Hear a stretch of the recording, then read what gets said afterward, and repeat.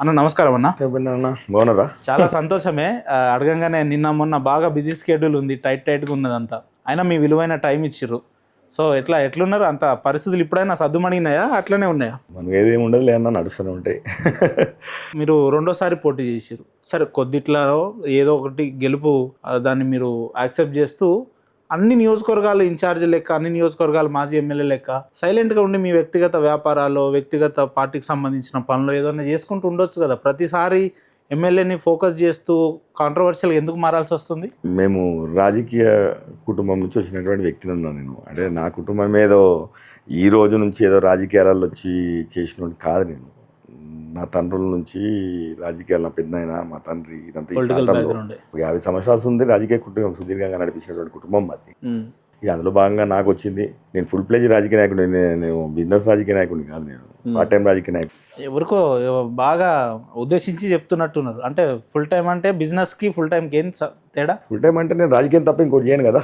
రాజకీయం తప్ప నేను ఏదో వ్యాపారాలు, బిజినెస్లో ఇంకోటి చేయను కదా. నేను ఓన్లీ రాజకీయం చేస్తాను. ఇక్కడ రాజకీయాలు తప్ప వ్యాపారాలు ఎవరైనా చేసేవాళ్ళు ఉన్నారు, ఫుల్ ప్లేజ్ రాజకీయాలు చేసే వాళ్ళు ఉన్నారు, బిజినెస్ పార్ట్ టైం రాజకీయాలు చేసే వాళ్ళు ఉన్నారు. అనేక రకాలు. నా గురించి చెప్తున్నాను, నేను ఎవరి గురించి నేను చెప్పదలుచుకోలేదు. కానీ నా గురించి మాత్రం నేను నా రాజకీయ కుటుంబం కాబట్టి నాకు అది ఒంటికి పట్టింది కాబట్టి నేను రాజకీయమే చేస్తాను. ఏందన్నా ఉన్న పలంగా శివాలయానికి తడిబట్టలతో వస్తా, దమ్ముంటే స్థానిక ఎమ్మెల్యే కూడా రావాలని చెప్పి తీవ్ర స్థాయిలో ఆరోపణలు చేశారు. మీరు వారిని ఆహ్వానించారు కూడా. ఏంది అసలు ఎందుకు ఈ చర్చ అంతా? ఇప్పుడు పెద్దన ఇప్పుడు రాజకీయ నాయకుడు, మనం రాజకీయాలు ఉన్నప్పుడు మనమందరం కూడా ప్రజలకు సమానం చెప్పాల్సినటువంటి అవసరం.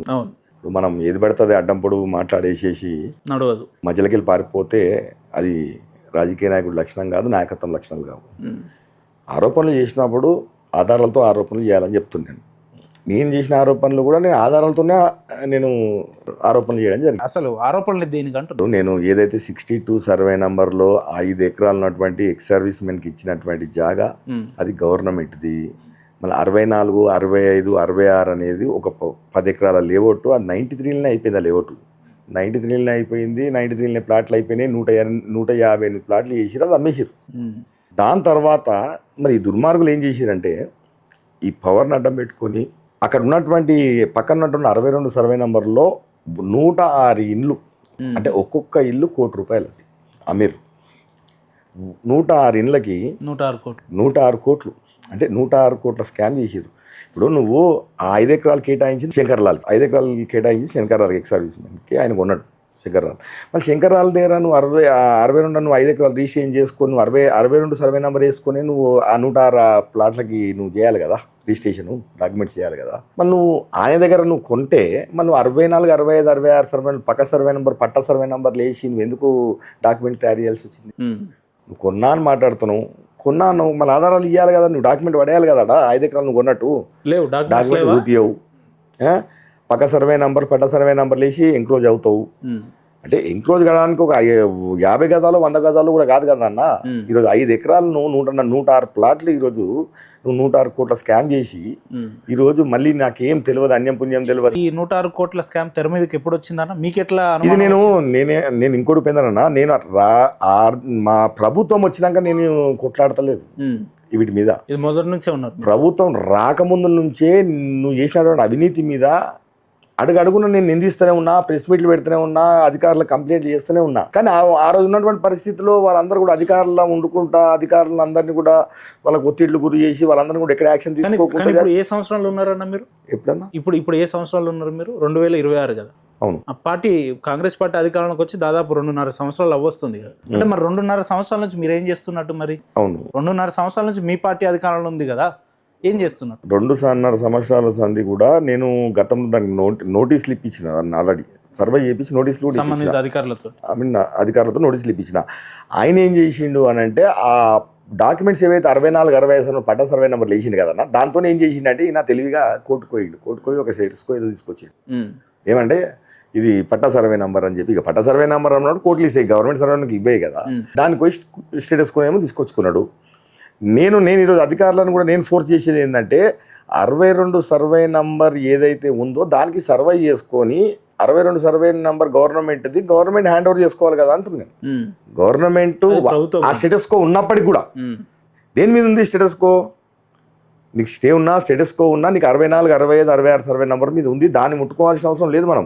కానీ నీ గవర్నమెంట్ జాగా ఏదైతే ఉందో నీ గవర్నమెంట్ జాగా నువ్వు తీసుకోవాలని చెప్పి నేను ఎంబడబడి నేను దాని మీద పోరాడుతూ ఉన్నాను.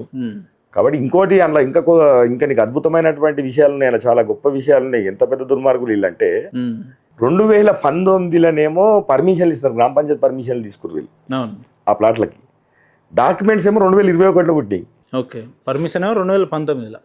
డాక్యుమెంట్ పుట్టినాక పర్మిషన్ పుడుతుందా, పర్మిషన్ పుట్టినాక డాక్యుమెంట్ పుడుతుందా? 11 ఏళ్ళు అయింది, 11 ఏళ్ళ తర్వాత. అంటే ముందు 2 సంవత్సరాల తర్వాత నీకు డాక్యుమెంట్ క్రియేట్ అవుతుందట, కానీ పర్మిషన్లు వచ్చేస్తాయి ముందే. డాక్యుమెంట్ లేదు, పర్మిషన్ ఎట్లయితుంది? అంతే కదా. అంటే ఇంత గొప్ప అవినీతి వీళ్ళు చేసిన విషయం అని చెప్తున్నా. అంటే అధికారులను కానీ నీకు ఉన్నటువంటి సమాజాన్ని కానీ ఎంత తెలివిగా వీళ్ళు మోసం చేస్తున్నారు అనేది నేను చెప్తా ఉన్నా. అంటే ఇంత గొప్ప మోసము నాకు ఎవరు చేయకుండా భవిష్యత్తులో ప్రపంచంలో.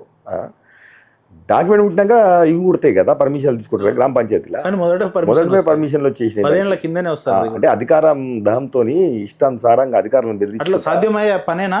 సాధ్యమైందాడా? ఆధారాలు చూపించిన కదా, పర్మిషన్ ఎప్పుడు వచ్చిందో పర్మిషన్ కాపీ ఉంది కదా, చూపించిన కదా. అంటే అంత అధికారం 2009లోనో 10లో నేను వైఎస్ రాజశేఖర రెడ్డి దగ్గరికి పొద్దున పోతే సాయంత్రం కల్లా నాకు క్లియరెన్స్ ఇప్పించిందని అన్నాడు కదా. అది మైనింగ్ లీజ్ విషయంలో ఆయనకే క్లారిటీ లేదు. మీరే చూడండి, 2 ప్రెస్ మీట్లలో మాట్లాడిండు. మొన్ననేమో 2011, 12, 13 అని చెప్పిండు. మళ్ళా నిన్నేదో ప్రెస్ మీట్లో మళ్ళీ ఏదో 2010 అని చెప్పిండు. 13 వరకు రాజశేఖర రెడ్డి గారు ఉండేనా? అదే అంటున్నాను నేను. ఇప్పుడు ఆయన పైకి వెళ్ళి దిగొచ్చి స్వర్గీయ రాజశేఖర రెడ్డి గారు పర్మిషన్ ఇచ్చిండా పొద్దుగాల నుంచి సాయంత్రం దాకా? ఆయన చనిపోయింది 2 సెప్టెంబర్లో 2009లో చనిపోయింది ఆయన.